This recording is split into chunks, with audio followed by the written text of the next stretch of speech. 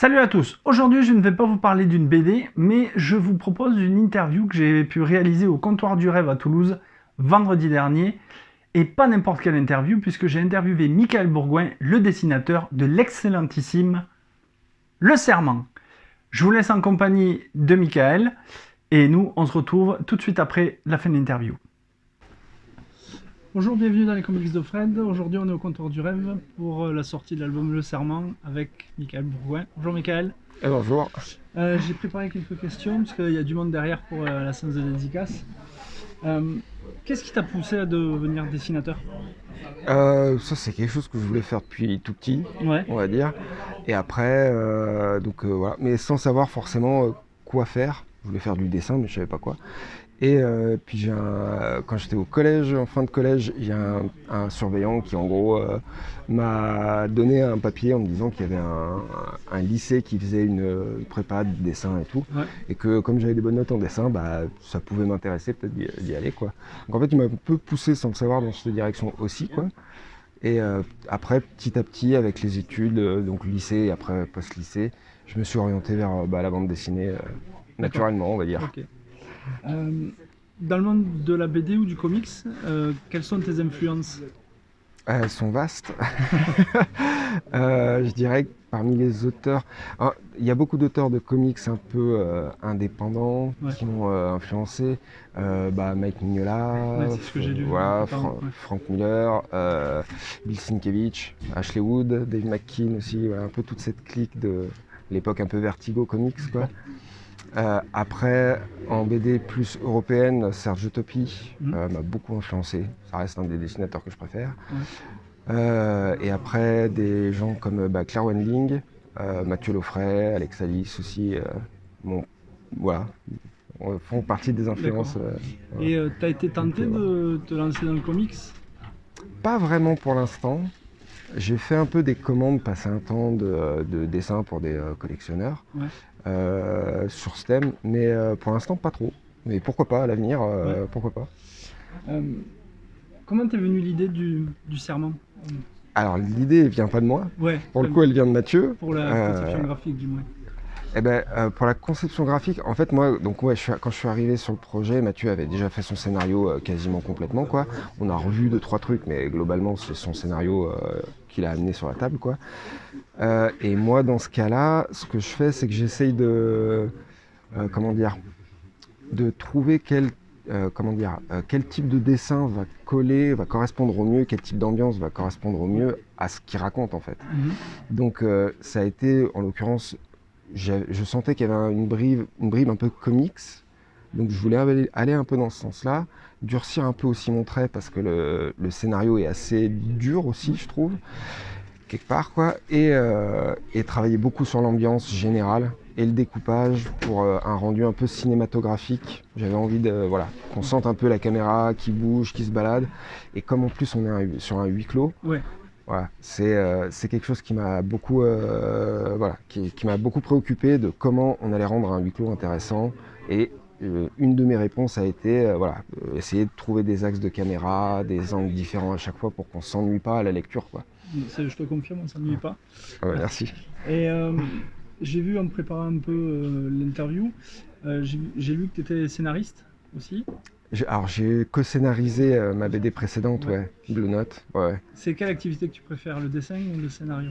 Ah, ça reste le dessin. Ouais, Après, j'aime beaucoup l'expérience que j'ai eue de co-scénariser avec Mathieu Mariol Blue Note, parce que ça permet déjà d'être à la base du projet et puis de voir aussi, là pour le coup, moi j'apprenais un peu comment on monte une histoire, mhm, et c'est super intéressant de mettre les mains là-dedans, quoi. Et d'accord. ouais. Euh, Est-ce que tu peux nous expliquer ta méthode de travail en tant que dessinateur sur le serment? Oui, alors du coup, je commence par, en gros, lire une première fois l'histoire, Ouais, noter toutes les idées qui me viennent, qu'elles soient directement liées au scénario ou ça peut être des images que j'ai en tête à la lecture qui ne sont pas directement ce que le scénariste a proposé, mais des trucs qui me passent par la tête, quoi. Et une fois que j'ai tout ça, je le mets de côté. Après, je fais une phase vraiment de storyboard, où là, j'ai storyboardé l'album en deux fois. Et ce qui permet en fait d'avoir une vraie base de travail sur laquelle après on peut, avec Mathieu, retravailler des choses assez facilement. Donc là, voilà, c'est la phase de discussion où on parle tous les deux et où en gros, lui, il va ramener des idées, me dire ouais, là, ça marche pas assez bien comme ci, je pense qu'il faudrait plus faire comme ça. On rediscute de tout, je fais des changements s'il faut. Et une fois qu'on est calé en gros sur le storyboard, après, moi, je passe à l'étape où je réalise les pages. Donc là, en l'occurrence, je fais sur papier en noir et blanc. Ouais. Et après, je mets les couleurs à l'ordinateur. Voilà, derrière. Et au niveau de la colorisation, le thème du bleu, un peu dans la BD, Ouais. c'était quelque chose de voulu? C'était Oui. imposé par le scénariste ou il t'a dit Non, ça vas-y, ta carte blanche? Ça c'est moi qui ai ramené la mise en couleur, on va dire, l'ambiance générale colorée.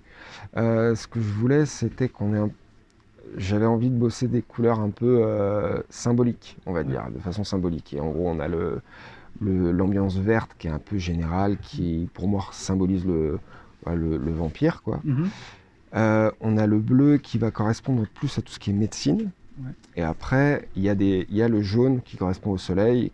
Et après aussi un autre truc, bon, je vous laisserai découvrir. Mais ouais, pas trop spoiler. Mais en gros, voilà, l'idée c'était de jouer sur ces trois teintes-là globales, avec après des petites touches de temps en temps de rouge ou d'autres couleurs pour voilà, quand il y a besoin. Mais en gros, l'idée c'était ça, c'était pour moi.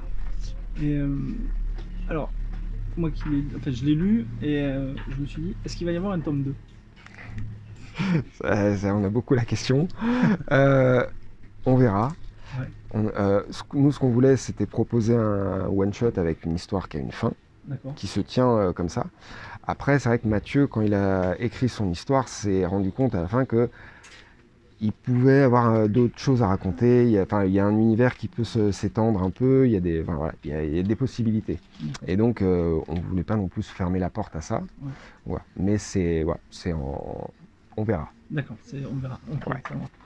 Est-ce que tu peux nous parler de tes prochains projets?